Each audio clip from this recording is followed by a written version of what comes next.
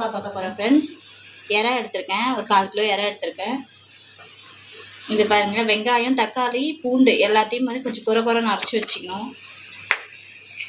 வீட்டில் அரைச்சி மிளகாத்தூள், கொத்தமல்லி தூள், மஞ்சள் தூள் ஃப்ரெண்ட்ஸ். ஆனால் நான் ஆல்ரெடி இறாவில் வந்து கொஞ்சோண்டு சில்லி பவுடர் போட்டு பிசைஞ்சு வச்ச சில்லி பவுடர், கொஞ்சமாக உப்பு போட்டு இஞ்சி பூண்டு பேஸ்ட்டு போட்டு பிசைஞ்சு வச்சுருக்கேன் ஃப்ரெண்ட்ஸ். தாளிக்கிறதுக்கு 2 பச்சை மிளகா, கொத்தமல்லி, கருவேப்பிலை, அப்புறம் கொஞ்சம் இஞ்சி பூண்டு பேஸ்ட்டு ஃப்ரெண்ட்ஸ். இதுக்கு அரிசி கொஞ்சமாக போட்டுக்கலாம். இதில் கொஞ்சம் சேர்த்துருக்குள்ள கொஞ்சமாக அந்த இறாவுக்கு ஏற்ற மாதிரி போட்டுக்கினேன். வாங்க பார்க்கலாம். பாருங்க ஃப்ரெண்ட்ஸ், வானல் வச்சு எண்ணெய் ஹீட் ஆகிடுச்சு. இப்போ தாளிக்கிறதுக்கு என்னென்ன போட பாருங்க. கொஞ்சமாக கடுகு, ஜீரகம் கொஞ்சம் ஃப்ரெண்ட்ஸ், கொஞ்சமாக வடகம்,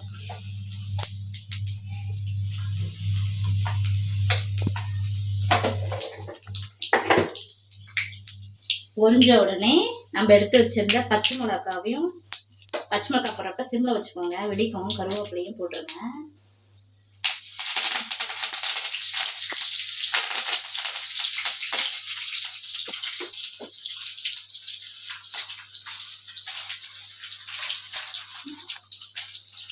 வடகம் கொஞ்சம் தான் போட்டிருக்கேன் ஃப்ரெண்ட்ஸ், இன்னும் கொஞ்சம் நான் ஆட் பண்ணிக்கிறேன். நல்லா வாசனையாக இருக்கும் ஃப்ரெண்ட்ஸ் வடகம் போட்டால்.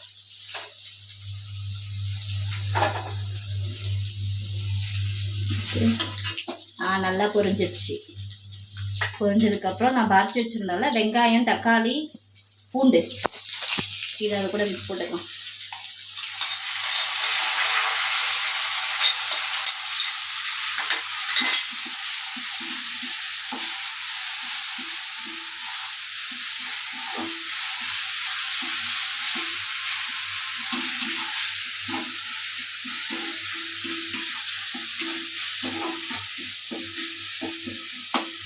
இது கூட இஞ்சி பூண்டு பேஸ்ட்டு போட்டுக்கலாம் ஃப்ரெண்ட்ஸ்.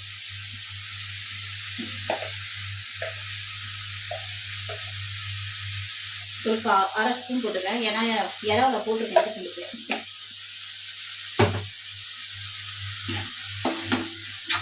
இது நல்லா வதங்கி வரட்டும் ஃப்ரெண்ட்ஸ். நல்லா வதங்கி வர பாருங்க ஃப்ரெண்ட்ஸ். நம்ம வெங்காயம், தக்காளி, பச்சை மிளகா எல்லாமே நல்லா வதங்கி எண்ணெய் பிரிஞ்சு வந்துருச்சு. இந்த டைமில் நம்ம எடுத்து வச்சுருக்க, நான் உங்ககிட்ட உப்பு காட்டல, உப்பு, மஞ்சத்தூள், எல்லா மசாலாவுமே, கொத்தமல்லி தூள், வீட்டில் அரைச்சி மிளகாத்தூள் எல்லாமே இதில் போட்டுக்கலாம் ஃப்ரெண்ட்ஸ். இதில் போட்டுட்டு இது கூட இறாவையும் மிக்ஸ் பண்ணிக்கலாம். எடுத்து வச்சுக்கலாம். சாரி, நான் கிட்ட 1/4 கிலோ 1/2 கிலோ இறா ஃப்ரெண்ட்ஸ். இது கூட போட்டு நல்லா கிண்ட வேண்டியதுதான்.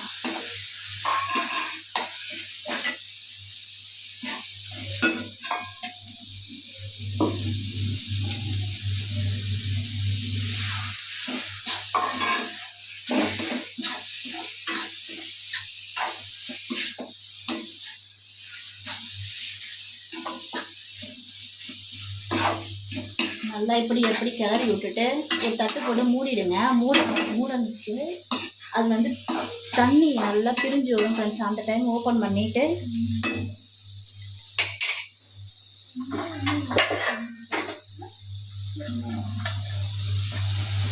இப்போ இது வந்து நல்லா எண்ணெயும் தண்ணி நல்லா பிரிஞ்சு வரும் பாருங்கள். அந்த டைமில் ஓப்பன் பண்ணிக்கலாம். நான் மூடிடுறேன். இப்போ அப்புறமே பார்க்கலாம் ஃப்ரெண்ட்ஸ்.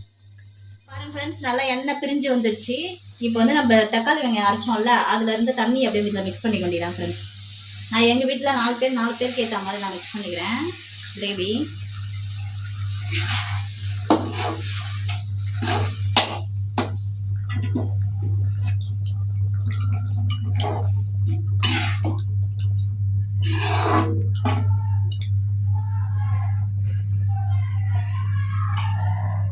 கிரேவி நல்லா ரெடி ஆயிடுச்சு பாருங்க, சூப்பரா இருக்கு ஃப்ரெண்ட்ஸ்.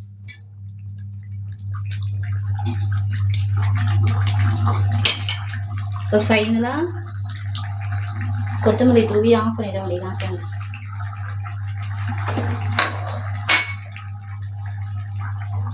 இந்த வீடியோ உங்களுக்கு பிடிச்சிருந்தா லைக் பண்ணுங்க, ஷேர் பண்ணுங்க, கமெண்ட் பண்ணுங்க. நம்ம வீடியோவுக்கு சப்போர்ட் பண்ணுங்க ஃப்ரெண்ட்ஸ்.